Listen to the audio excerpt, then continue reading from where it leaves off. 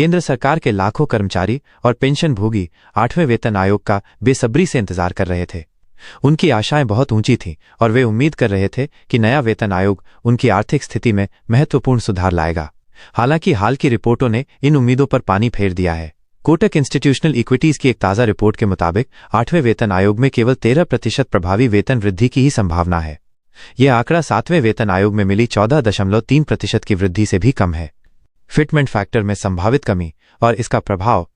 नए वेतन आयोग में सबसे महत्वपूर्ण बदलाव फिटमेंट फैक्टर में दिखाई दे रहा है। विशेषज्ञों का अनुमान है कि 8वें वेतन आयोग में फिटमेंट फैक्टर 1.8 हो सकता है, जो 7वें वेतन आयोग के 2.57 से काफी कम है। इसका सीधा मतलब यह है कि नया मूल वेतन वर्तमान मूल वेतन का केवल 1.8 गुना होगा।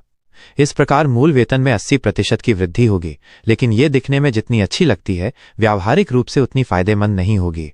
इसकी सबसे बड़ी वजह महंगाई भत्ते की संरचना में होने वाले बदलाव है।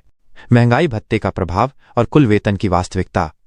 वर्तमान में केंद्रीय कर्मचारी अपने मूल वेतन के अतिरिक्त 55% महंगाई भत्ता प्राप्त कर रहे हैं। नई वेतन संरचना लागू होने पर यह महंगाई भत्ता 0 से शुरू होगा। इसका मतलब यह है कि भले ही मूल वेतन में 80% की बढ़ोतरी हो, लेकिन महंगाई भत्ते के 0 होने से कुल वेतन में वृद्धि केवल 13% तक सीमित रह जाएगी।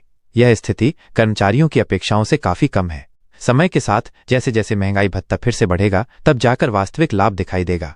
न्यूनतम वेतन पर व्यावहारिक प्रभाव। केंद्रीय कर्मचारियों का वर्तमान न्यूनतम मूल वेतन 18,000 रुपये है। 1.8 के फिटमेंट फैक्टर के साथ यह बढ़कर 32,000 रुपये हो सकता है।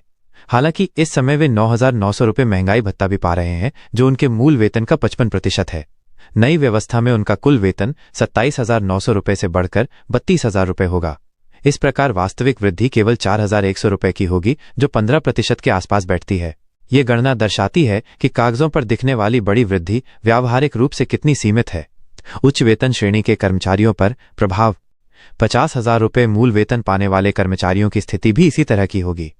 उनका नया मूल वेतन 90,000 रुपये हो सकता है, लेकिन वर्तमान में वे 27,500 रुपये महंगाई भत्ता भी पा रहे हैं।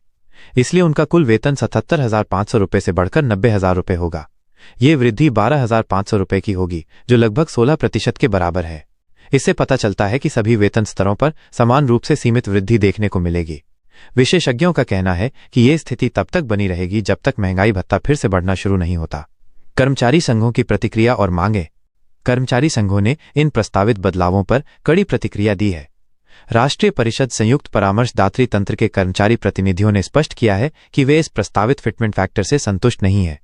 उनकी न्यूनतम मांग है कि नया फिटमेंट फैक्टर कम से कम 7वें वेतन आयोग के बराबर होना चाहिए। वे तर्क देते हैं कि महंगाई की दर और जीवनयापन की बढ़ती लागत को देखते हुए वेतन वृद्धि पिछली बार से कम नहीं होनी चाहिए। कर्मचारी संघ सरकार पर दबाव बना रहे हैं कि वो उनकी उचित मांगों पर विचार करे। आर्थिक विशेषज्ञों की राय और सरकारी रुख। आर्थिक विशेषज्ञों का मानना है कि वेतन आयोग की सिफारिशों में सरकार की वित्तीय स्थिति का भी ध्यान रखा जाता है। देश की आर्थिक परिस्थितियों, राजकोषीय घाटे और भविष्य की चुनौतियों को देखते हुए सरकार संयमित दृष्टिकोण अपना रही है। हालांकि विशेषज्ञ ये भी मानते हैं कि केवल 13% वृद्धि वास्तव में कम है। सरकारी सूत्रों के अनुसार अंतिम निर्णय अभी भी बाकी है और कर्मचारी संघों के साथ बातचीत के बाद कुछ बदलाव हो सकते हैं।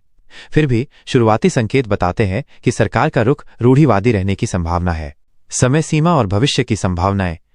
8वें वेतन आयोग के औपचारिक गठन की प्रक्रिया आने वाले महीनों में शुरू होने की उम्मीद है।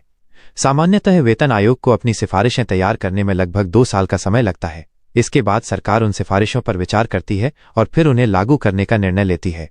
विशेषज्ञों का अनुमान है कि नई वेतन संरचना 2026 के आसपास लागू हो सकती है। इस दौरान महंगाई भत्ता नियमित रूप से बढ़ता रहेगा, जिससे कर्मचारियों को कुछ राहत मिलती रहेगी।